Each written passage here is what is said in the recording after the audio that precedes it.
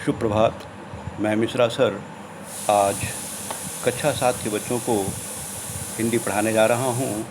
तो आइए बसंत भाग 2 पाठ 8 शाम एक किसान की कविता का सस्वर वाचन करते हैं। आकाश का साफा बांधकर सूरज की चिलम खींचता बैठा है पहाड़, घुटनों पर पड़ी है नदी चादर सी, पास ही दहक रही है पलाश के जंगल की अंगीठी, अंधकार दूर पूर्व में सिमटा बैठा है भेड़ों के गल्ले सा। अचानक बोला मोर जैसे कि किसी ने आवाज़ दी, सुनते हो? चिलम औंधी धुआं उठा, सूरज डूबा अंधेरा छा गया। प्रस्तुत कविता जो है सर्वेश्वर दयाल सक्सेना द्वारा रचित है। इसके बाद हम आते हैं कविता कठिन शब्द के बारे में आते हैं। यहाँ पर पाठ के लिए मैंने कुछ कठिन शब्द छांटे हैं, जैसे कि बांध कर, चिलम, खींचता, घुटनों, पलाश, अंगीठी, अंधकार, अचानक, धुआं, अंधेरा। तत्पश्चात हम कविता के बारे में आते हैं। इसमें हम यह बताने का प्रयास कर रहे हैं कि कवि किन बातों को लेकर के कविता की रचना की है और कविता में किन किन बातों का वर्णन हुआ है। यह बड़ी ही अच्छी कविता है। देखिए, इसमें लिखा है, कवि ने किसान के रूप में जाड़े की शाम के प्राकृतिक दृश्य का चित्रण किया है। इस प्राकृतिक दृश्य में पहाड़ बैठे हुए एक किसान की तरह दिखाई दे रहा है। आकाश उसके सिर पर बंधे साफे के समान, पहाड़ के नीचे बहती हुई नदी, घुटनों पर रखी चादर सी, पलाश के पेड़ों पर खिले लाल लाल फूल जलती अंगीठी के समान, पूर्व क्षितिज आकाश पर घना होता अंधकार झुंड में बैठी भेड़ों जैसा और पश्चिम दिशा में डूबता सूरज चिलम पर सुलगती आग की भांति दिख रहा है। यह पूरा दृश्य शांत है। अचानक मोर बोल उठता है, मानो किसी ने आवाज़ लगाई, सुनते हो? इसके बाद यह दृश्य घटना में बदल जाता है। चिलम उलट जाती है, आग बुझ जाती है, धुआं उठने लगता है, सूरज डूब जाता है, शाम ढल जाती है और रात का अंधेरा छा जाता है। तत्पश्चात हम शब्दार्थ की तरफ आते हैं।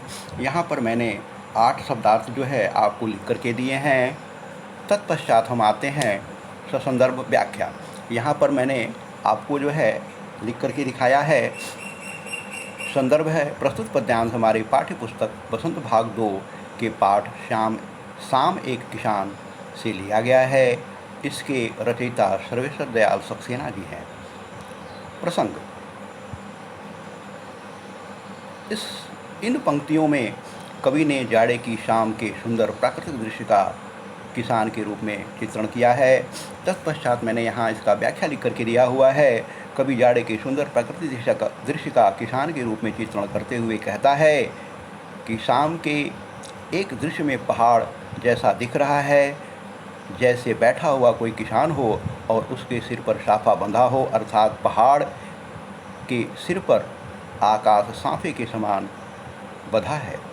पहाड़ के नीचे बहती नदी उस पहाड़ के घुटनों पर रखी चादर जैसी लग रही है। पलाश के पेड़ों पर खिले लाल लाल फूल जलती हुई अंगीठी जैसे लग रहे हैं।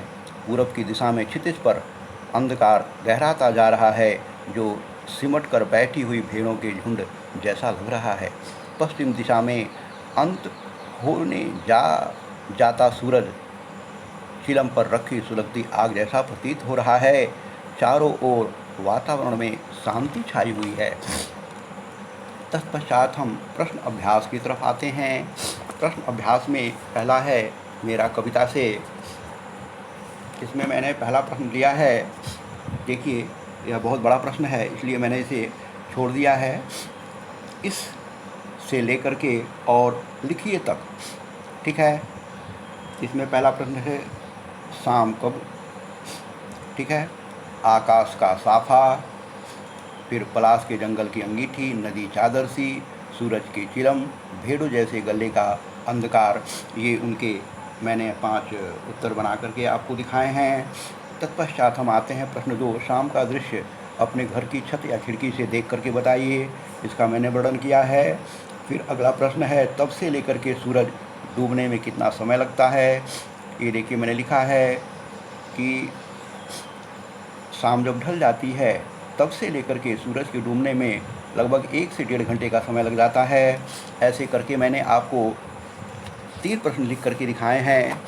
तत्पश्चात आते हैं हम कविता से आगे।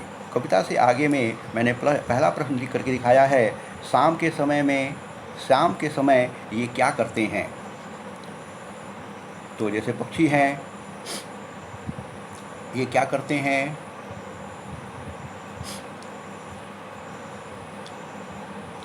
इनका मैंने यहाँ पर वर्णन लिख करके दिखाया है। तत्पश्चात हम आते हैं अगले प्रश्न की ओर।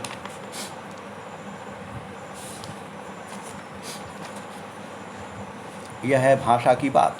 नहीं, देखिए यहाँ पर मैंने आपको होमवर्क दे दिया है, गृह कार्य, पाठ के कठिन शब्द एवं शब्दार्थ याद करना एवं 2-2 बार लिखना।